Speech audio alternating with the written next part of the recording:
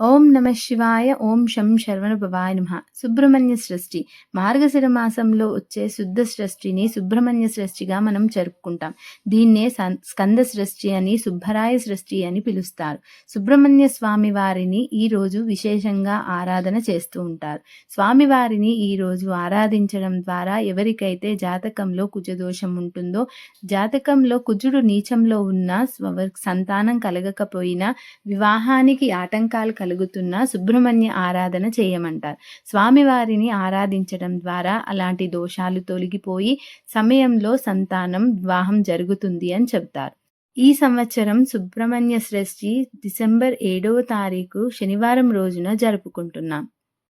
స్వామివారు తారకాసురుడనే రాక్షసుణ్ణి సంహరించడం కోసం షష్ఠి రోజు షణ్ముఖుడిగా 6 ముఖాలతో ఉద్భవించినట్లుగా మన పురాణాల్లో చెబుతున్నాయి. అంతేకాకుండా సుబ్రహ్మణ్య స్వామికి వల్లి దేవసేన అమ్మవార్లకి వివాహం జరిగిన రోజు కూడా ఈ సుబ్రహ్మణ్య స్వామివారిని షష్ఠి తిథి రోజు పూజించడం ద్వారా రాహుకేతు దోషాలు, కాలసర్ప దోషాలు, కుజ దోషాలు వంటి నుంచి బయటపడవచ్చు అని చెప్తారు. అలాగే అప్పుల సమస్యలు ఉన్నా కూడా తొలగిపోతాయని చెబుతారు. ఈ రోజున స్వామివారికి ఆవు పాలతో అభిషేకం చేయడం ద్వారా సర్వ సంపదలు లభిస్తాయి అని చెబుతారు. ఈరోజు స్కందోత్పత్తిని వినడం ద్వారా లేదా చదవడం ద్వారా సంతాన సమస్యలు తొలగిపోతాయని, సంతానానికి రక్ష కలుగుతుంది అని చెబుతారు.